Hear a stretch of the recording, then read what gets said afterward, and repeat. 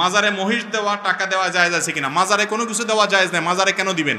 মাজারে দিলে সেটা তো মাজারে যারা ওই যে আপনার গাঁজা খা, ওই গাঁজাখোরদের আরো সহযোগিতা হবে, এটা জায়েজ নাই। মাজারে কোনো কিছু দিবেন না, দিবেন গরিব মানুষকে আল্লাহর জন্য মসজিদে। মাজারে দিলে কি লাভ হবে? যিনি মাজারে শুয়ে আছেন উনি যদি আল্লাহর ওলি হয়, উনি যদি নেক মানুষ হয়, ভালো মানুষ হয়, তো আপনার এই জিনিসগুলো কি তার কবরে ঢুকবে? বাইরে যে বাটপার আছে এদের ভাগযোগ করে খাওয়ার ব্যবস্থা হবে, ঠিক না ভাই? ঠিক। মাজারে কোনো কিছু দিবেন না, মাজারে মানত করবেন না। মানত হবে আল্লাহর জন্য, আল্লাহ ছাড়া কারণ মানত করলে শিরিক হবে। একটু আগে বলছি কোনো ইবাদত কবুল হবে না যদি শিরিক করেন। কথা কি বুঝাতে পারছেন? কোন প্রকার মাজারে কোনো দান দক্ষিণা মান্নত করা যাবে না।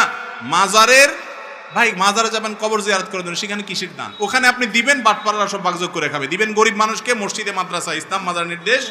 ভাই মাজারে যদি কোনো কিছু দেওয়ার নির্দেশ থাকতো তাহলে হাজী সাহেবরা পোলটা ভরে নিয়া রাসূল করিম